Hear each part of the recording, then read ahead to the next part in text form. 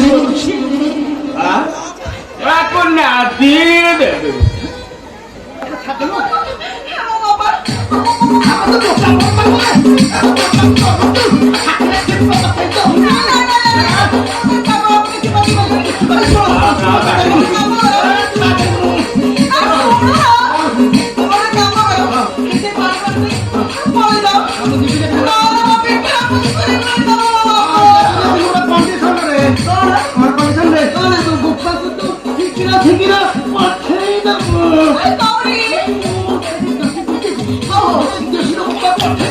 আমরা খালি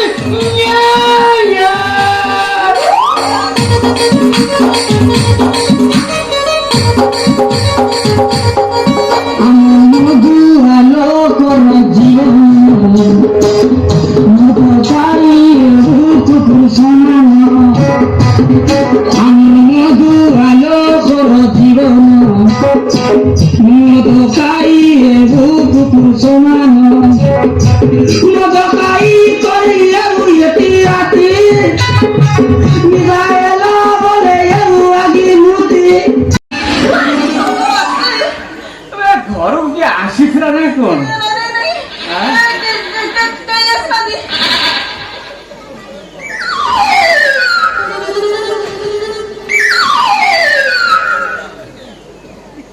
କେହି ତ ଦେଖା ଯାଉନାହାନ୍ତି ତାହେଲେ ଘରକୁ ଆସିଥିଲା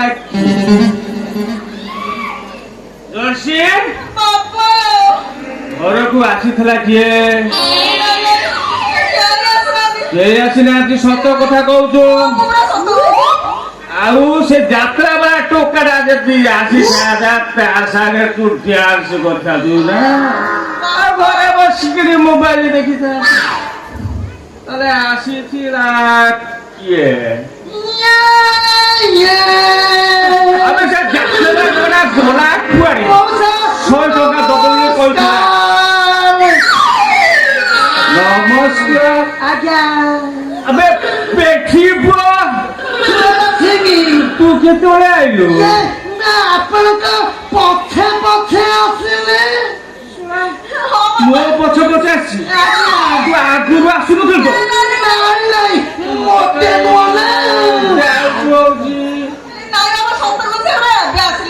ପେଠି ପୁଅ ଆଜ୍ଞା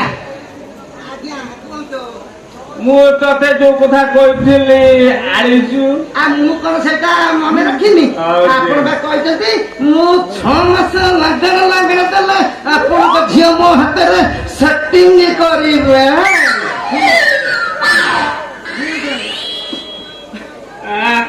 ମାନିବାକୁ ପଡିବ ପେଠି ପୁଅ ତୋତେ ଜବାବ ରଖିଛୁ ଏମିତି ଯଦି 6 ମାସ ଦବୁ ତାହେଲେ ତୁ ମୋ ଝିଅକୁ ବାହା ହବୁ।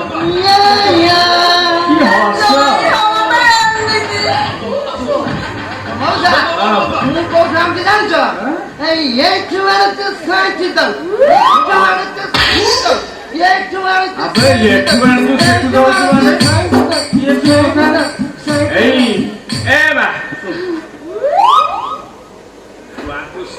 ରଖିଥିବୁ ଯୋଉଠି ରଖିଥିଲୁ ସେଇଠି ରଖିବୁ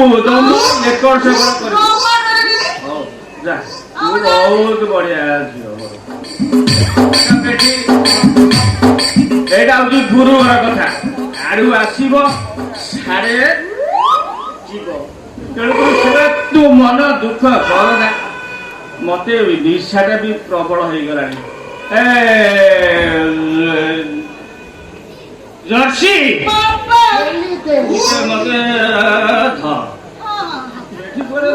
ଯିବି ମୋ ବାଟ ପାଉନି ତମକୁ ଝିଅ ସମ୍ଭାଳି ପାରିବନି ମୁଁ ଯିବି।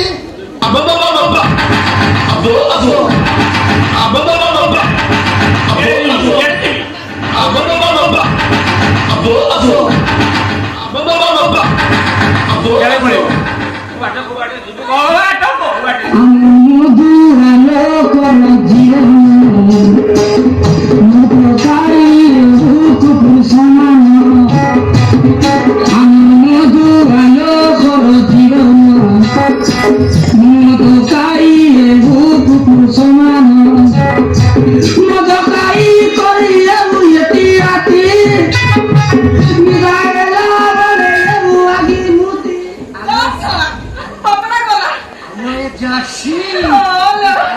बुढ़ा जल देला ये मत के दारू ने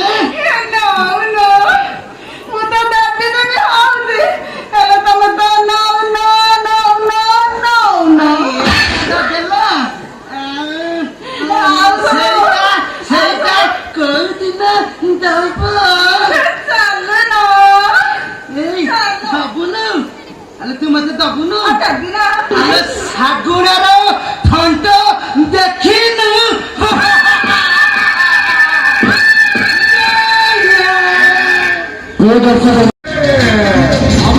ନାଇଁ ହେଇପାରିବ ନାହିଁ।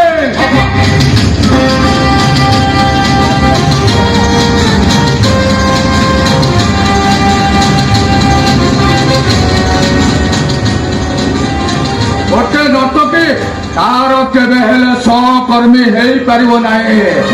ସେ କେବଳ ନାଚ କରେ, ମନୋରଞ୍ଜନ କରେ।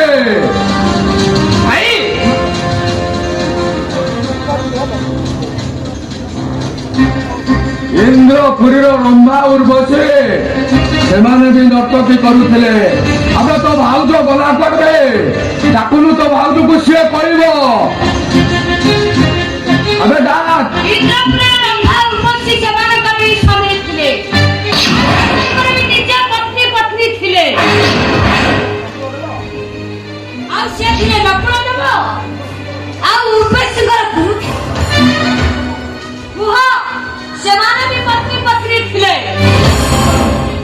আরে চুপ কর। তুমি মানে ভুলি যাচ্ছ যে মো রুদ্রাক্ষ রায় বাবু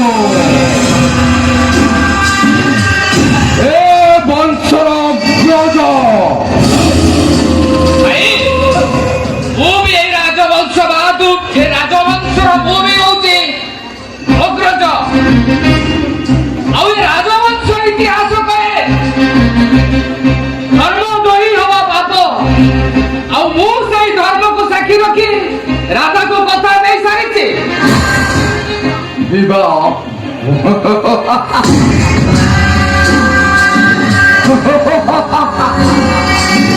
আরে তু বিবাহ করিছু এ পর্যন্ত তো তোর চতুর্থী আরে তাহলে তাকে ছাড়ি দেবার অসুবিধা তোর কোন ଅଛି? ଆପଣ କଥାରେ ମୋତେ ଟିକେ କହିପାରିବି ବଡ଼ ବିବାହ ଯଦି ମୂଲ୍ୟହୀନ, ମନ୍ଦିରର ପାଠ ଯଦି ଅବସ୍ଥା ସଂଖ୍ୟା ସଂଖ୍ୟା ଯଦି ମୂଲ୍ୟହୀନ, ଆପଣ କହିବା ଅନୁସାରେ ଗୋଟେ ବାସ ରାତିରେ ସ୍ୱାମୀ ସ୍ତ୍ରୀ ତାକୁ ପର ବହୁତ ବଡ଼ ଗୋଟେ ପୁରୁଷକୁ ଯୁକ୍ତି କରିବା କୁହାଯାଏ। ବାସ ରାତିରେ ଗୋଟେ ସ୍ୱାମୀ ସ୍ତ୍ରୀ ଦୈନିକ ସଂରକ୍ଷଣ ତାର ଏହି ମୁଖ୍ୟ ପ୍ରମାଣ। ତା ଅନେକ ଆଗରୁ ମୁଁ ତ ତାଙ୍କ ସ୍ତ୍ରୀ ହେଇସାରିଛି। ଓ ରାଧା, ତମେ ଟିକେ ଚୁପ୍ କର। ଟିକେ ଚୁପ୍ ରୁହ। କୁହନ୍ତୁ କୁହନ୍ତୁ ହୃଦୟକ୍ଷର କୁହନ୍ତୁ କହିବି। ମଣିମା କୁହନ୍ତୁ ମଣିମା, ମୁଁ ସମସ୍ତଙ୍କ ସାମ୍ନାରେ ସେ ମହାପୁରୁଷଙ୍କ ନାଁ କହିବି ନା ନାହିଁ? କିଏ ମୋ ପ୍ରଥମ ପତ୍ନୀ, କିଏ ମୋ ଦେହକୁ ଦେହ ମିଶେଇ ରକ୍ତାକ୍ତ କରିଛି, ତାଙ୍କ ନାଁ କହିବି? କୁହ ମଣିମା, ତାଙ୍କ ନାଁ ଘୋଷଣା କରିବି। କୁହନ୍ତୁ ମଣିମା, ମୁଁ ସମସ୍ତଙ୍କ ନାଁ କହିବି ନା? କୁହନ୍ତୁ ମଣିମା, କୁହନ୍ତୁ। କ୍ଷମା କରିବେ ଭାଇ, ମୋ ପାଇଁ ଏ ରାଜବଂଶର ଦ୍ୱାର ସବୁଦିନ ବନ୍ଦ ହେବା ପୂର୍ବରୁ ମୁଁ ରାଧାକୁ ନେଇ ଘର ଛାଡ଼ି ଚାଲିଯିବି। ଚାଲ ରାଧା, ଚାଲ। କୁଆଡ଼େ ଚାଲି ଯାଉଛ? ଖାଇବାର ବ୍ୟବସ୍ଥା କରିବି।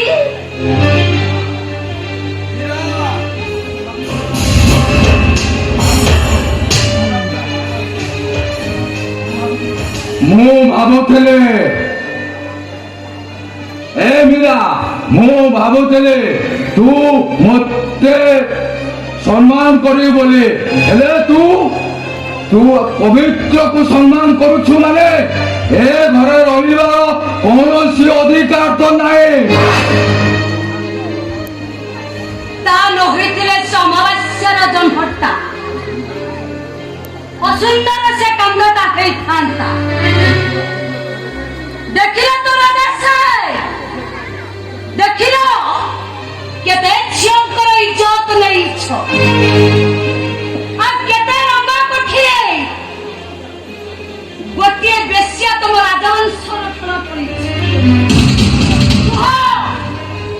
କୁହ ରାଜା ସାର୍ କୁହ ଶୁଣ ରାଜା ସାର୍ ଯୋଉ ରାଜା ଥିଲା ଯୋଉ ଅନ୍ଧାର ରାତିର ଦିନେ ସେଇ ସ୍ୱପ୍ନ ଆଉ ଯୋଉ ରାଧା ଥିଲା ତମର ସେ ଅମାବାସ୍ୟାର ଜନ୍ମ ଆଉ ତ ଯୋଉ ରାଧା ଥିଲେ ତମ କାମୁଡ଼ାର ଦାଗ ଥିଲା ଆଉ ତମ ନଖର ଦାଗ ଥିଲା ଆଉ ସେଇ ଝିଅର ଦେହକୁ ତମ ସାନ ଭାଇ ପବିତ୍ର ତାର ଓଠ ସହିତ ଓଠ ମିଶାଇ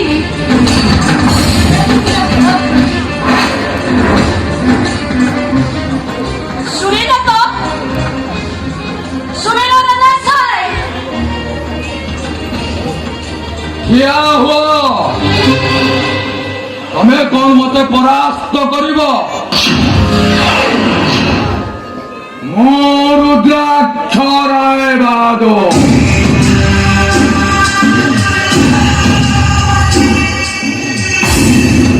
ମତେ ପରାସ୍ତ କରିବା ଆଗରୁ ତମେ ସମସ୍ତେ ହାରିଯିବ ମନେ ରଖ ମୀରା ତମେ ସମସ୍ତେ ହାରିଯିବ ঠিক আছে আজি যাই যা ভুল ন হইতলা আজি সেইটা হয়ে যাইছে আর মো সংশোধন করিবে এবে এইটি সংশোধন করিবে লালা সাহেবଙ୍କୁ ଡାକିବାକୁ ପ୍ରସ୍ତୁତ ହେଇଯା এ লালা লালা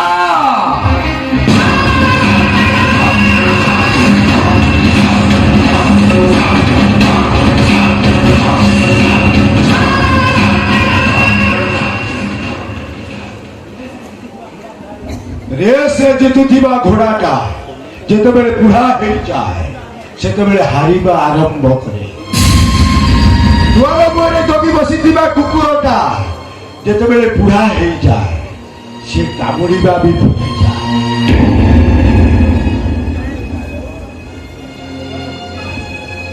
ତାର ବୟସ ବଢ଼ିଯିବା ପରେ ତାପରେ ମୁହଁ ଜାକି ଘରେ ଶୋଇପଡ଼େ ଆଉ ଗୋଟିଏ କଥା ମନେ ରଖ ଲାଲା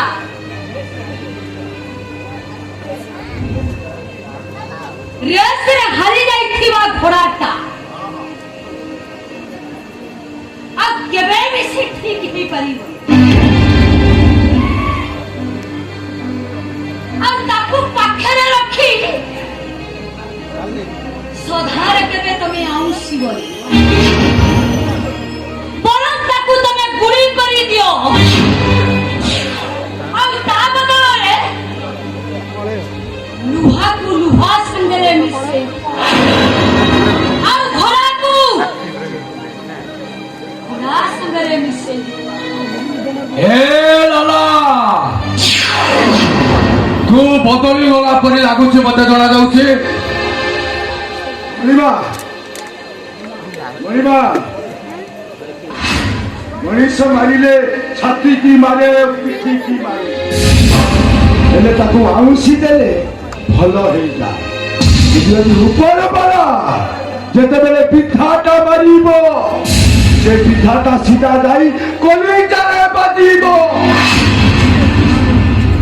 ସେମିତି ଗୋଟେ ପିଠା ମୋ କଲିଜାରେ ବାଜିଛି ଯୋଉଟା କି ମୁଁ କହିପାରୁନି ନା ସହିପାରୁନି ମୋର ବେଳେ ବେଳେ ଇଚ୍ଛା ହଉଛି ଆତ୍ମହତ୍ୟା କରିଦେବା ପାଇଁ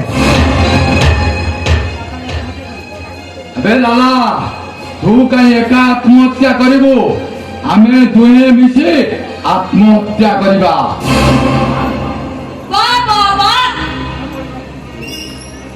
রামভদ্র চক্রবর্তী বিহটা ଆଉ ଶିକାର ଅଭିମାନଟା ଖସିଯିବ ତ ନିଶ୍ଚିତ ଆଉ ଆପଣଙ୍କ ମୁହଁରେ କଥାଟା ଶୋଭା ପାଏ ମାରିବା ଆଉ ଗୋଟେ କଥା ଆପଣଙ୍କ ମୁହଁରେ ଶୋଭା ପାଏ।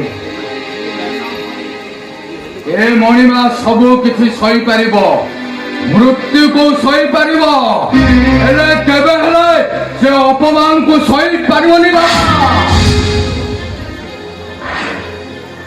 ଅପମାନକୁ ସହିବାକୁ ତମକୁ ବାଧ୍ୟ, କାହିଁକି ନା ତମେ ବି ବହୁତ ଅପମାନ କରିଛ। ସେଥିପାଇଁ ଅପମାନ ସହିବାକୁ ତମେ ବାଧ୍ୟ।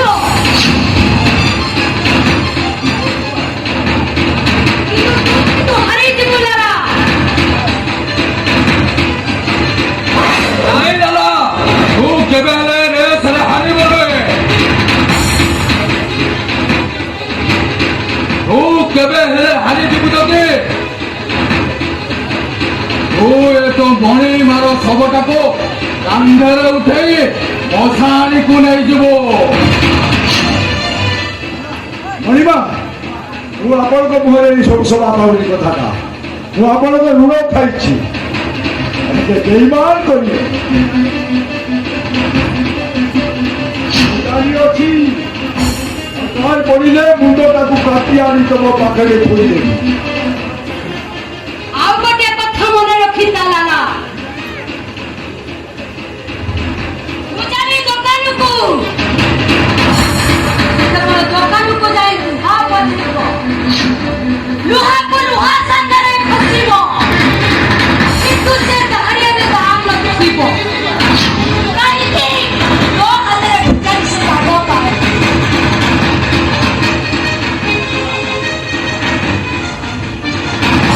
ଏ ମା, ଏ ଲାଲା ତା ଜୀବନରେ ବହୁତ ମଣିଷ ମାରିଛି। 10 ବର୍ଷ ଭିତରେ ଯେତିକି ମଣିଷ ମାରିଛି ତାଠାରୁ ଅଧିକ ଫାଶୀ କାଟି ଦେଇଛି। କୁହନ୍ତୁ କୁହନ୍ତୁ ମଣିମା, କାହାର ମୁଣ୍ଡ କଟା ହବ କୁହନ୍ତୁ। ମୋ ସାନ ଭାଇ ସ୍ତ୍ରୀର ମୁଣ୍ଡଟା ଟାଣି ତୁ ମୋ ଗୋଡ଼ ତଳେ ଦେଇପାରିବୁ ଲାଲା।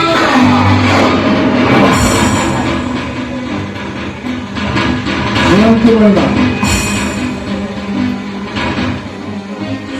ଶୁଣନ୍ତୁ ମଣିମା, ମୋ କଥା ଟିକେ ଶୁଣନ୍ତୁ। ଏ ଶୁଣ ଲାଲା, ତୁ ଯଦି ମୋ ସାନ ଭାଇ ସ୍ତ୍ରୀର ମୁଣ୍ଡଟା କାଟିକି ମୋ ଗୋଡ଼ ତଳେ ଆଣିକି ନ ଦବୁ, ତାହେଲେ ତୋ ମଣିମାର ଶବଟାକୁ କାନ୍ଧରେ କାନ୍ଧେ ମଶାଣିକୁ ନେଇକି ଯିବ। ଶୁଣ ଲାଲା,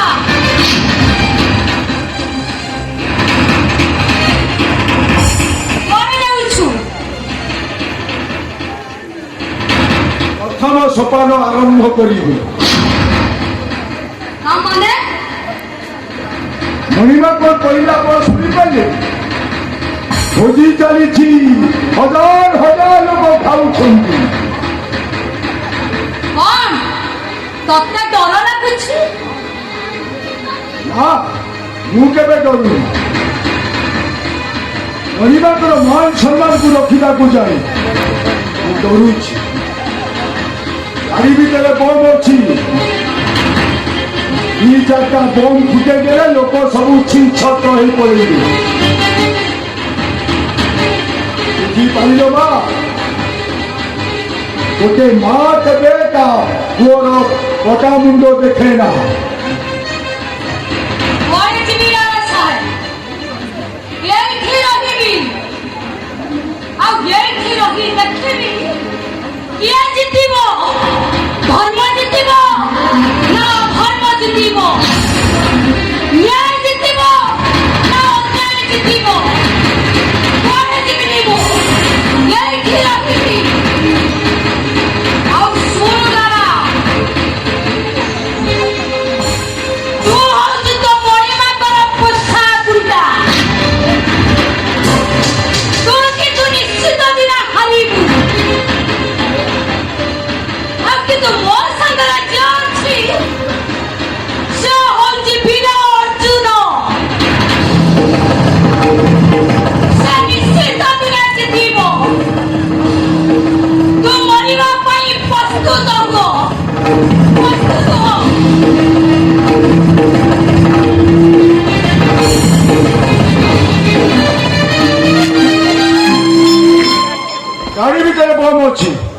ଦି ଚାରିଟା ବମ୍ ଫୁଟେଇ ଦେଇ ଲୋକମାନଙ୍କୁ ଡରେଇ ଦିଅ କାହାର ଯେମିତି କିଛି କ୍ଷତି ନ ହୁଏ।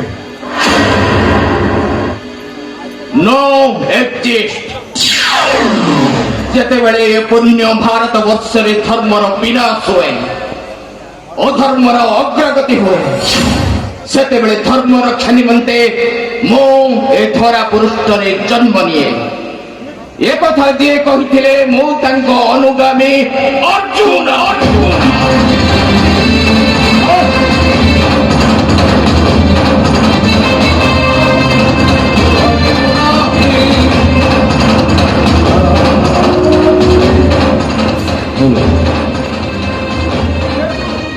कौन किए तू?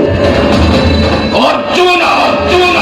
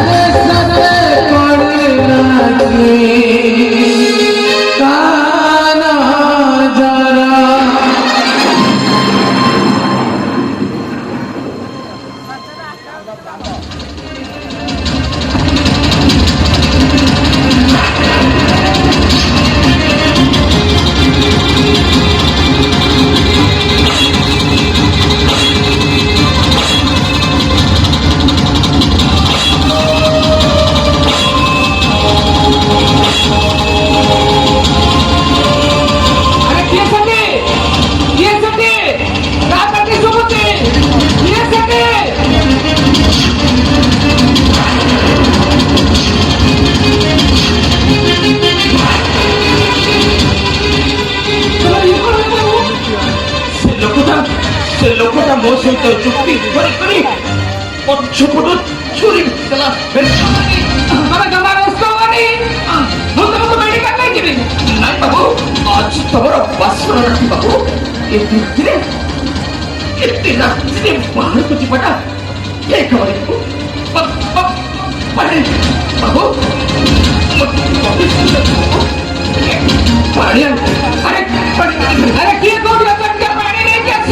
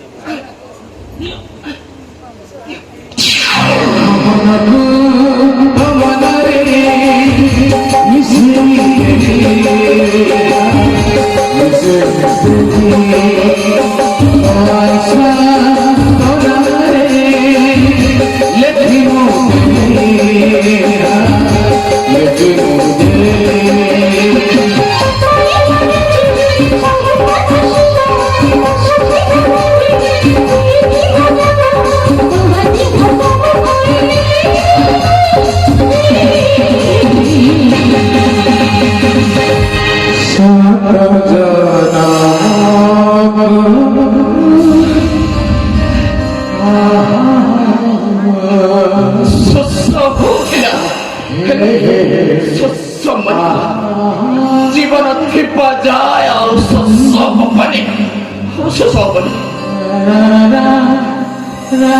বাবু ରାଣୀମା ଯୋଉ ରାଜାକୁ ବଞ୍ଚେଇବା ପାଇଁ ଦାୟିତ୍ୱ ଦେଇଥିଲେ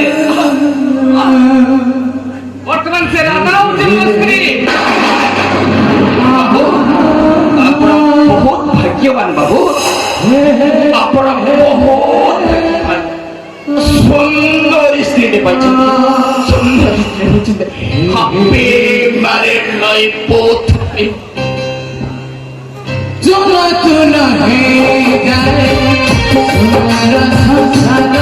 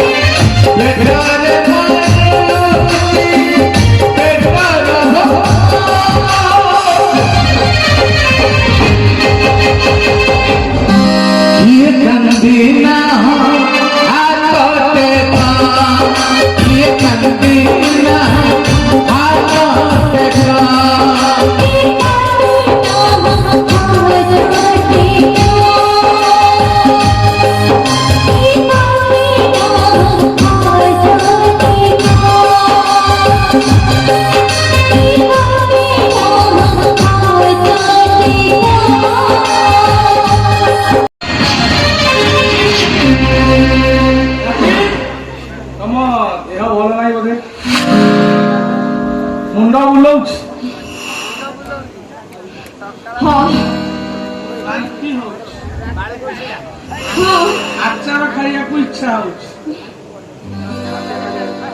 ଆରେ ବାହ oh my god I am very very happy Rakhi very happy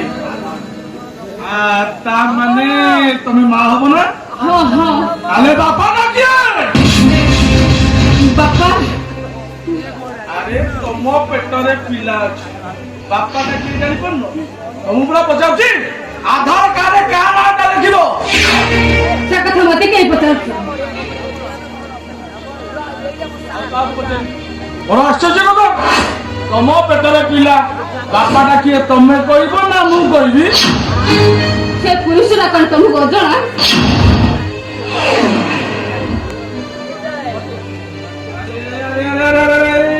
ମୁଁ ପୁରା ଭୁଲି ଯାଇଥିଲି ରାକ୍ଷୀ ଆକ୍ଚୁଆଲି ପିଲାଟା ଗୋଟେ ପୁରୁଷ ଗୋଟେ ନାରୀର ସଂଯୋଗରେ ହୁଏ ନା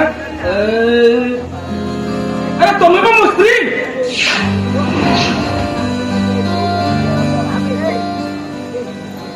ଆରେ ତମେ ମୋ ସ୍ତ୍ରୀ ମୁଁ ତମ ସ୍ୱାମୀ ତମ ପେଟରେ ପିଲାଟା ବଢୁଛି ଆରେ ମତେ ତ କାହିଁ କେମିତି ଲାଗୁଛି ତମକୁ କେମିତି ଲାଗୁଛି ପିଲାଟା କିଣିଥିଲା ମୁଁ କେମିତି କହିବି ମାନେ ପିଲାଟା ତମ ପେଟରେ ଅଛି ତମେ କେମିତି କହିବ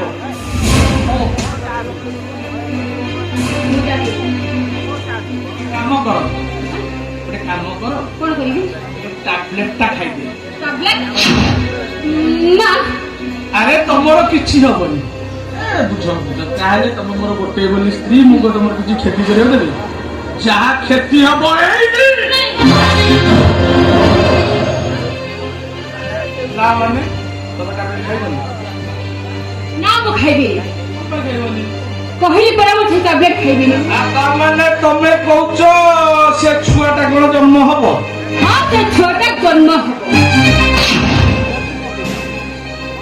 ହେଲା ଏତେ ସୁନ୍ଦରିଆ ସ୍ତ୍ରୀଟା ଯେତେବେଳେ କହୁଛ ଛୁଆଟାକୁ ଜନ୍ମ କରିବା ପ୍ରେସର ହବ ବସିକି କଥା ବାସ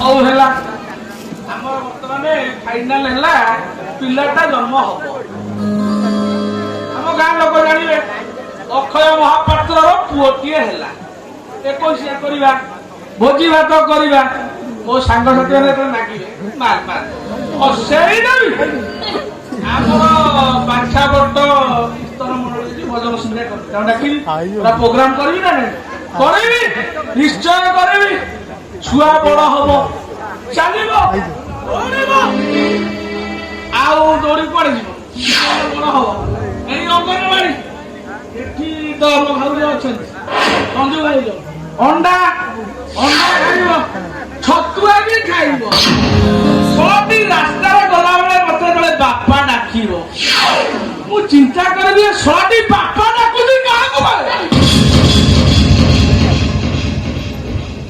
ସେମିତି କଣ କହୁଛ ଆଉ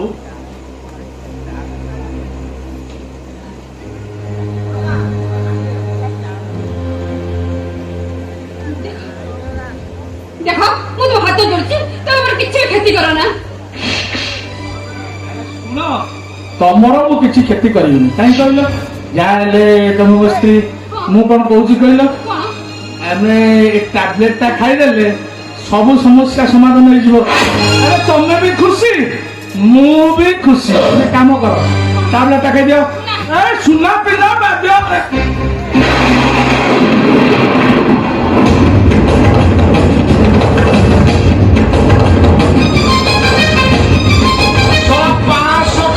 ମେଡିସିନଟା କେବି ମେଡିସିନ ଷ୍ଟୋର କିଣିଥିବୁ ତାକୁ ତୁ ପକାଡ଼ି ଦେବୁ ନାଇଁ ଶଳା ତ ଚର୍ବି ବଢିଗଲାଣି ଲୋ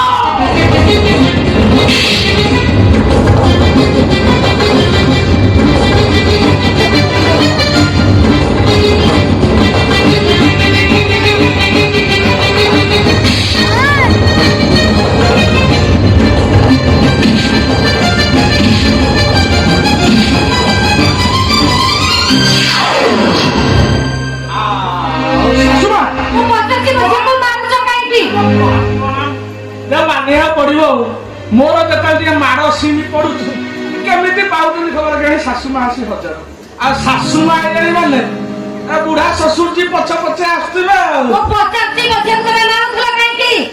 ତମ ଝିଅକୁ ଟିକେ ପଚାରୁନା ତମ ଝିଅକୁ ସ୍ୱାମୀ ନଛୁଇଁ ସିଏ ମା ହେଲା କେମିତି?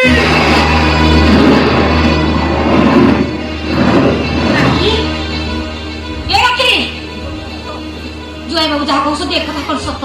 ଆಯ್ୟୋ କହୁନୁ କାହିଁକି? ସତଟା କହୁନା କହୁନା ଏ ଅଥର ଯାହା କହୁଛନ୍ତି ଏ କଥା ମିଛ ବୋଲି କହିଦେ। କିଛି କହୁନୁ କାହିଁକି? ତୋ ଗର୍ଭରେ ଭରୁଥିବା ପିଲାର ବାପା ତୋ ସ୍ୱାମୀ ତୋ ସ୍ୱାମୀ ନୁହଁ। ତୁ କିଛି କହୁନୁ କାହିଁକି? ତୁ ମିଛ ବୋଲି କହିଦେ, ମିଛ ବୋଲି କହିଦେ, ଆରେ ମିଛ ବୋଲି କହିଦେ ତ। ନା ଏ କଥାଟା ହଉଛି ସତ।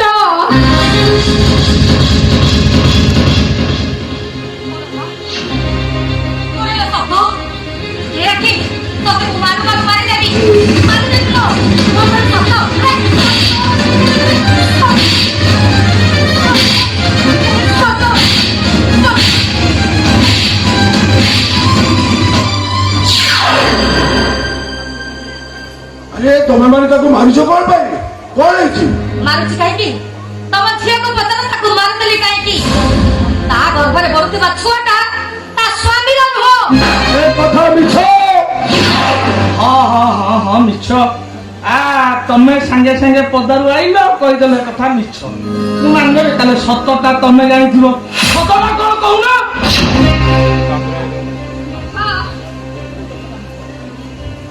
ବାପା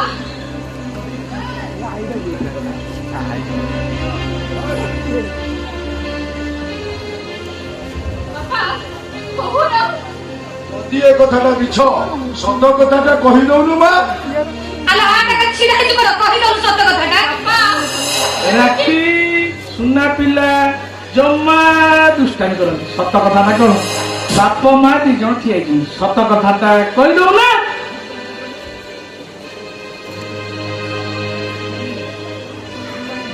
ଆରେ ରାକ୍ଷୀ ତମେ ଗୋଟେ କାମ କର ବାପାଙ୍କ ଆଗରେ ସତ କଥାଟା କହିଦିଅ ତମ ପେଟରେ ବଢୁଥିବା ପିଲାଟାର ବାପା କିଏ?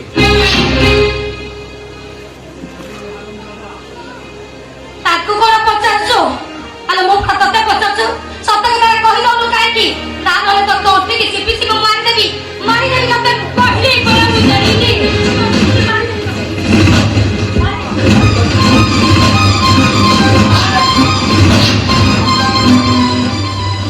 ଏ ମା ତୁ ସତ କଥାଟା କହିଦଉନୁ। ଆରେ ଶଳା ପାଗଳ ହାରାମିକି ମୁଁ ବାଡେଇ ବାଡେଇ ମାରିଦେବି ଲୋ ମା। ତୁ ସତ କଥାଟା କହିଦେ। ଇଏ ଟଙ୍କା ନେଇ ରୁଦ୍ରାକ ରାୟ ବାହାଦୁର ପାଖରେ ତୋତେ ବନ୍ଧା ଦେଇଥିଲା। ମୁଁ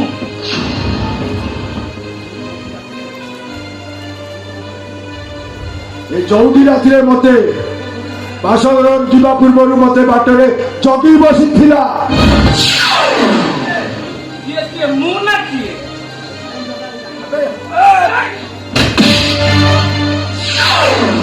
ତାମାନେ ତମେ ମତେ ସେଦିନ ମିଛ କହିଥିଲ।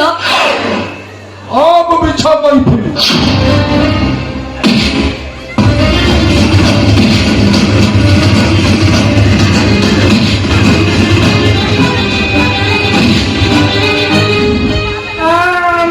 ଛୋଟ ପିଲା ବେଳୁ ବାଡେଇ ବାଡେଇ ଖାଲି ସତ କଥା କରିବ ନାଇଁ। ଆଚ୍ଛା ତମେ ଯାହା କହିଲ ମୁଁ ମାନିଲି ଏ ଯେତିକ କାମ କହିଲ ସବୁ ପା ମୁଁ କରିଥିଲି। ଆଉ ବାକି ତମ କଥା ଯେତେବେଳେ ରାକ୍ଷୀ ବହୁ ଲୋନ ହେଇଯାଇଥିଲା ତାକୁ ନେଇ ରୁଦ୍ରାକ୍ଷ ରାୟବାହାଦୁର ପାଖରେ ଶୋଇଯାଇଥିଲା କିଏ?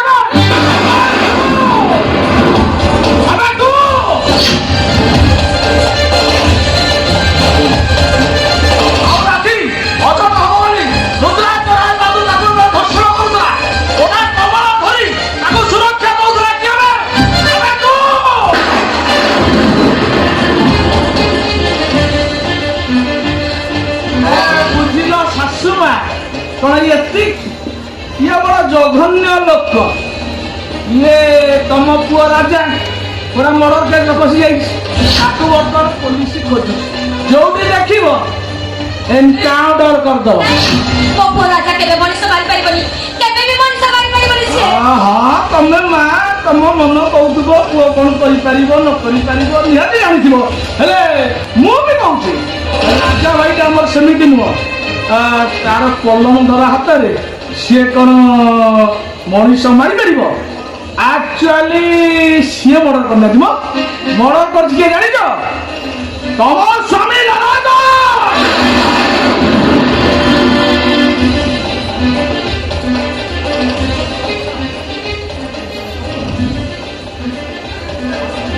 ନିଜେ ମର୍ଡର କଲା ଆଉ ବିଚରା ପୁଅଟାକୁ ଫସେଇ ଦେଲା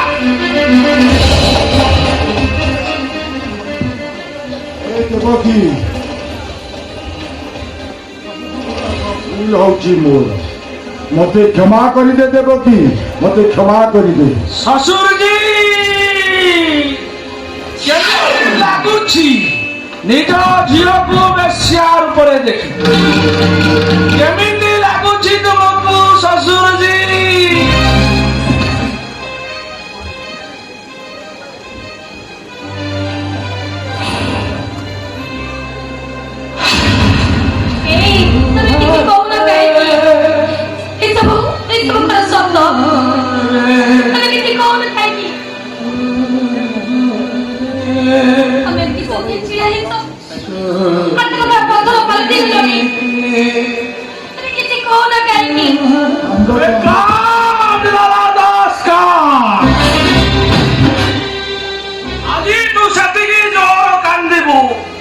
সেদিন যেতিকি জোর এই অক্ষয় মহাপাত্র বাপা মা কান্দুছিল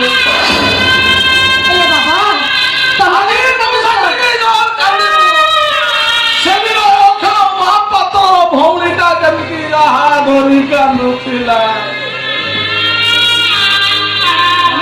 ତମେ ମାନେ ସେତିକି ଜୋର ଚିତ୍କାର କରି କାନ୍ଦ ଯେତିକି ଜୋର ଏ ଅକ୍ଷୟ ମହାପାତ୍ରଟା ସେ ଚିତ୍କାର କରି କାନ୍ଦୁଥିଲା ହେଲେ ବାବା ତମେ କାହିଁକି କାନ୍ଦୁଥିଲ କାନ୍ଦ ତ ଆମ ଭାଗ୍ୟରେ ଅଛି ଭଗବାନ କାନ୍ଦ ତ ଆମର ଟିକେ ଲେଖିଛନ୍ତି ଏଇ ଦେଖୁନାହାନ୍ତି ଆପଣ ମାନେ କେମିତି ଆଖିରୁ ଲୁହ ଝରେଇ ମୁଣ୍ଡ ତଳୁ କରି କାନ୍ଦୁଛନ୍ତି ହେଲେ ସେ ଦିନେ ସେଇ ଅକ୍ଷୟ ମହାପାତ୍ର କାନ୍ଦିବା ପାଇଁ ଆଖିରୁ ଟୋପେ ଲୁହ ଝରୁନଥିଲା ଲୁଚାଇ ଲୁଚାଇ ମୋ ବୋହୂ କାନ୍ଦୁଥିଲି ଆଖି ପରଦାରୁ ସିନା ଲୁହଟା ଖସିବା ସହଜ ହେଲେ ପଲଙ୍କ ପଟରୁ ଲୁହଟାକୁ ଫେରେଇ ଦେବା ଭାରି କଷ୍ଟ ସେଦିନ ଏଇ ଲୋକଟା ପାଇଁ ମୋ ପରିବାରଟା ଛାରଖାର ହେଇଗଲା ସେଦିନ ଥିଲା କୁମାର ପୂର୍ଣ୍ଣିମା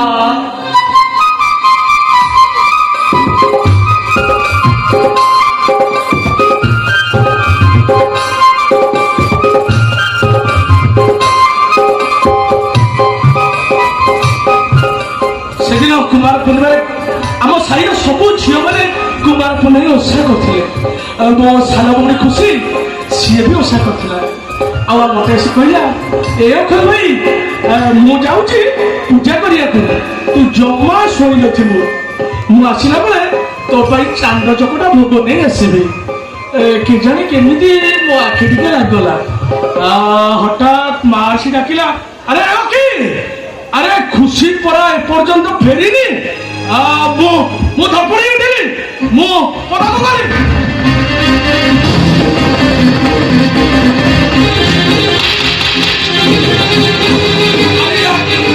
ଚାରିଆଡେ ଶୂନଶାନ ସମସ୍ତଙ୍କର ତାଟି କବାଟ ବନ୍ଦ ମୁଁ ସମସ୍ତଙ୍କ କବାଟ ବନ୍ଦ ଡାକିଲି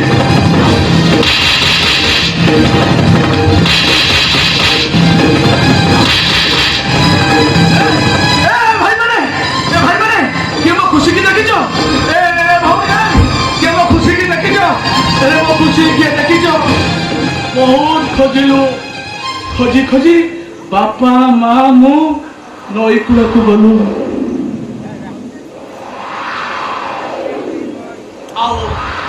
नई कूड़े बापा डाकुले खुशी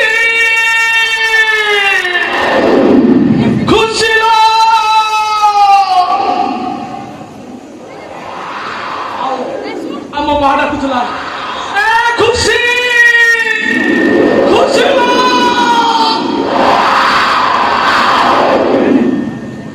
ମୁଁ ଡାକୁଥିଲି ଏ ଖୁସି ତୁ କୁଆଡେ ଗଲୁ ଖୁସି ତୋ ଅଖଲ ଭାଇ ଆସିଛି ଆରେ ତୋର କିସ ପାଇଁ ଖୁସି ତୋ ଅଖଲ ଭାଇ ଆସିଛି ବା ଖୁସି ତୁ ଫେରି ଆଲ ଖୁସି ତୁ ଫେରି ଆ